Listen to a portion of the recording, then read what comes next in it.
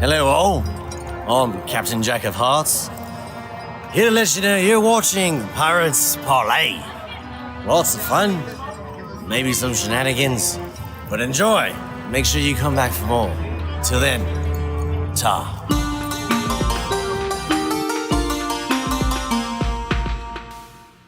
Today we're going to show you Murderer's Row and how to DIY yourself a snazzy Star Trek themed upgrade.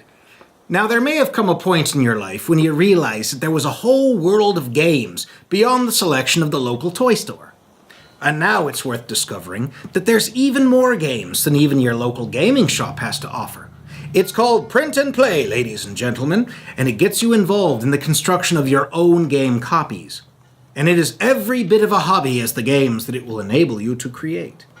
And many of these games only exist in this form, meaning you cannot buy them even if you wanted to. Case in point, this is Murderer's Row, a small solitaire game that's simple to make and simple to learn. Is it challenging? Absolutely. It goes like this. Shuffle the 18 cards and deal 10 in a line. Your goal is to remove 9 cards from the lineup. Sounds easy, right? Some cards will directly kill another card, which works towards your goal. But activating that card flips it to its inactive side, so now it does nothing. You'll need another card to kill it, and so on.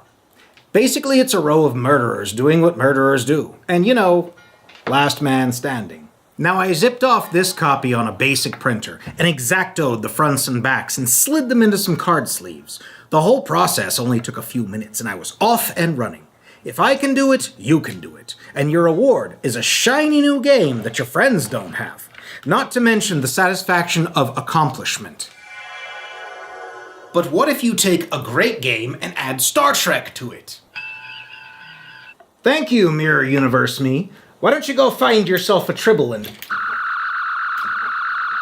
Okay, it's all yours. This game is certainly an ambitious enterprise. And it didn't take long for it to get the attention of do-it-yourselfers. In fact, you can find several fan-made print-and-play variants in the files section on Board Game Geek. There are such reskins as Game of Thrones, Ergo Proxy, Birds on a Wire, even Calvin and Hobbes. But what caught my attention was Star Trek Villains.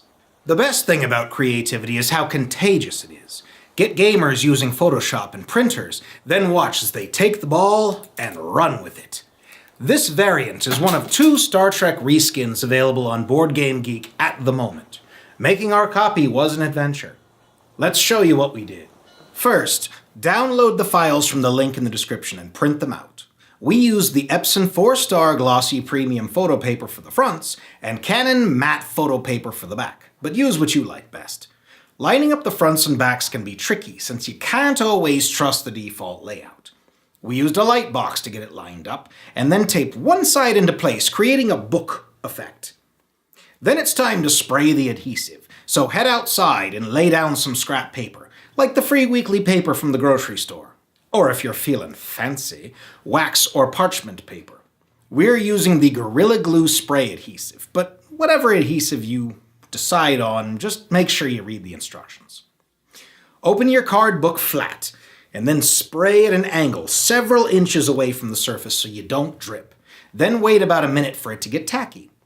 Now when you fold it back together, start from the tape side and use a rolling pin to get it nice and flush. It'll pick up the imprint of any textures underneath, so use a smooth surface. Now it's time to cut. Use the method you prefer. We use the Dahl 508 18-inch personal rolling trimmer. Then as a bonus, clip the edges with a corner rounder, if you have one. We use the smallest option on the rounder, which is 3mm. And you're done. We recommend that you sleeve these, as the printer ink may scratch over time from shuffling. Or if you have a favorite clear acrylic spray, I'd say go for it. But there you are, and they certainly are more Starfleet regulation. Now you may want to adjust levels in Photoshop before printing, or you may have other alterations that you'd like to make. The way we do it may not be the way you do it. Every copy is an original. I hope you found inspiration to give this a try. We love the game, and we love the variation, and you can add this to your game library with just a small amount of effort. Who knows? Maybe you'll even start a whole new shelf. Anyway, Thanks for warping in for this Pirates Parley. Now grab those scissors and get crafty.